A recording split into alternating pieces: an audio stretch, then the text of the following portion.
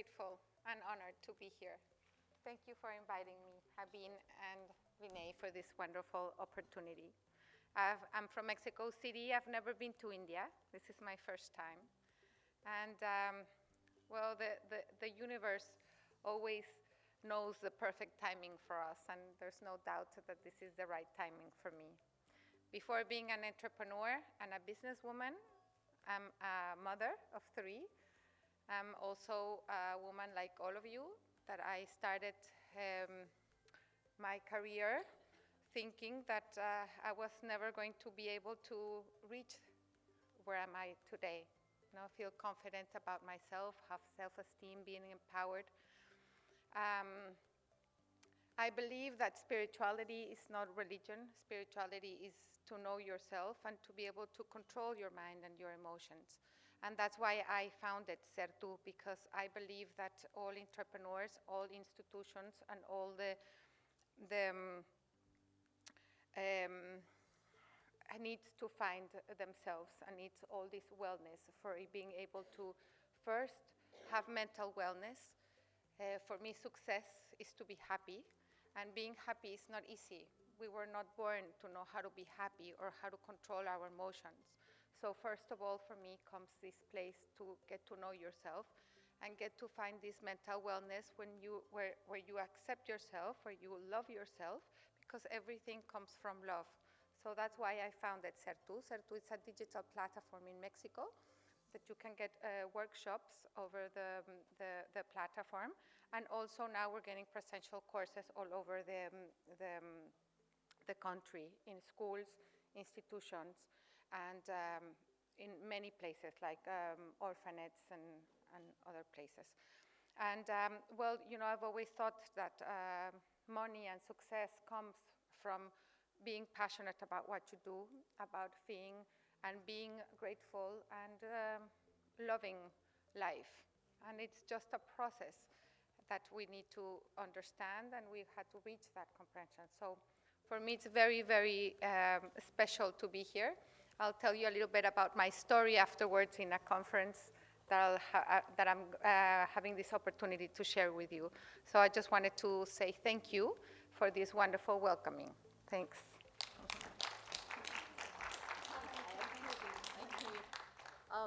I just want to thank you, Vanessa. When I was in Mexico for the Women Economic Forum there, it was bilingual, so we had sessions in Spanish and we had translation in English. So I promised everyone in Mexico, next time when I come for the Women Economic Forum Mexico, which is next October, 6th to 8th of October, I will have some Spanish words on my side. So here's for you, Vanessa. Gracias, mi hermana. Yo soy muy feliz. Thank you. I just said thank you, my sister. I'm very happy. That's it. How do you say sister? Hermana. Hermana. Hermana. Gracias, hermana Vanessa. Thank you. And that was, in fact, a celebration of where our theme this morning is transforming leadership through wellness. And Vanessa, you really stood for that, exemplifying performance with purpose. Thank you so much for all the work that you do. We're going to now hear from Lisbeth Goodman. Welcoming Lisbeth Goodman, coming all the way from Dublin, Ireland, the Chair of Creative Technology Innovation from the University College of Dublin. It's a pleasure.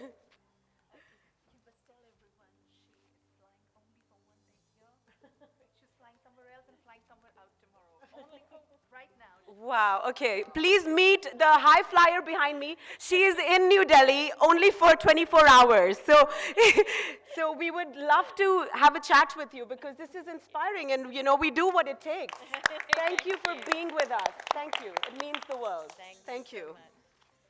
Thank you very much. It's a huge honor to be here with all of you.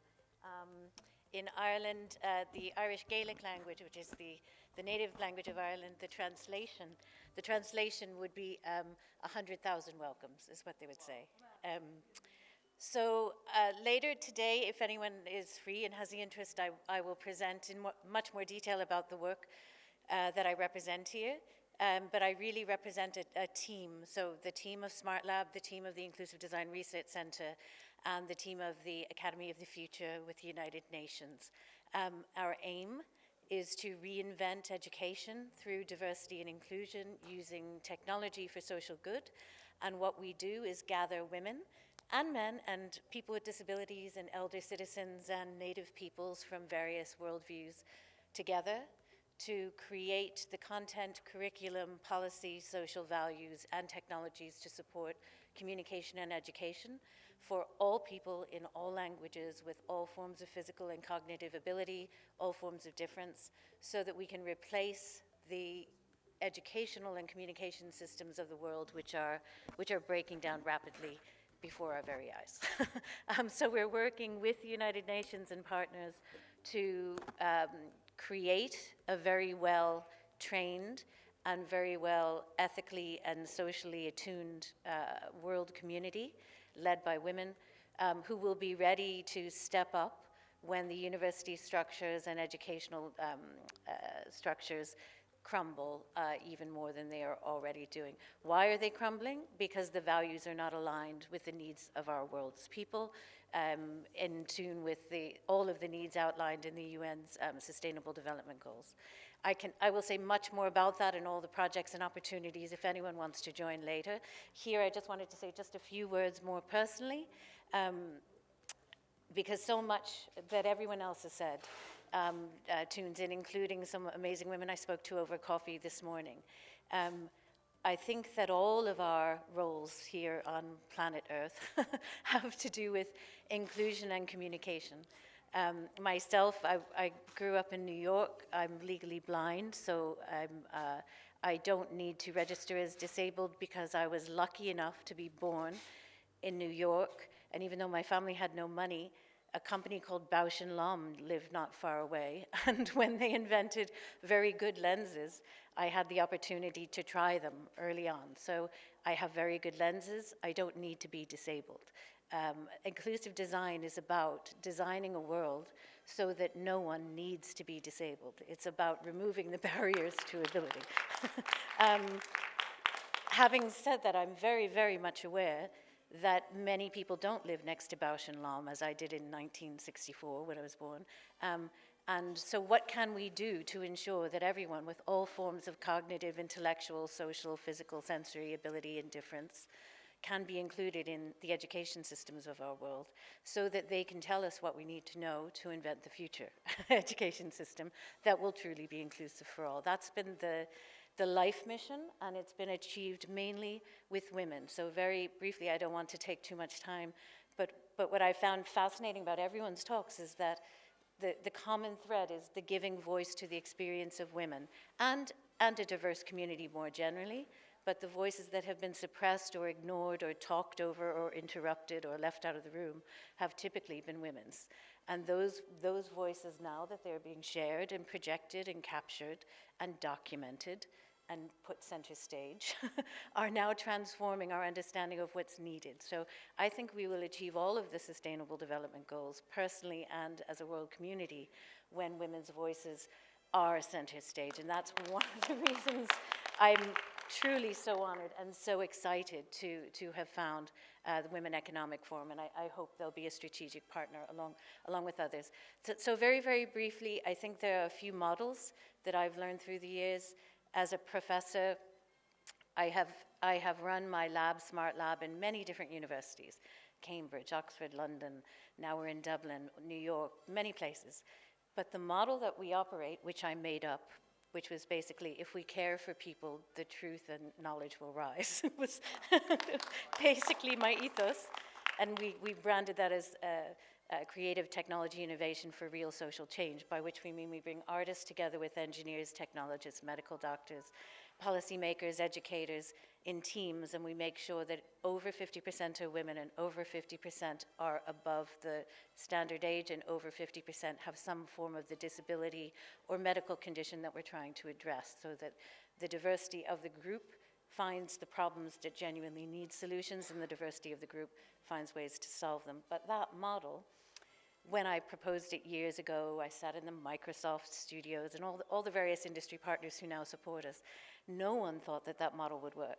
There was always this condescending, polite pat on the head, like, oh, that's such a cute idea, little girl, that people might care enough to cooperate rather than compete, that it might be possible for the open source movement to have a role in education, which of course, 20 years on, open source is leading the way, but at the time, no one believed that it would work. No one believed in open publication. No one believed.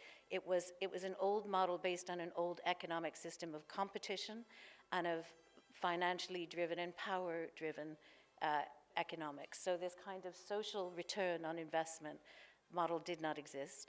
And the idea that you could think big, as several people said, and support the voices of those who haven't been heard was seen as ridiculous and kind of laughable. But over the years, the partners we had at the MIT Media Lab, which had a base in Dublin, that shut down because the model didn't work. But the best people from there joined my team. And in New York, the Creative Technology Lab, which was based on that old model, even though they did amazing things and they were amazing people, the model didn't work and they shut down, and their best people joined our team.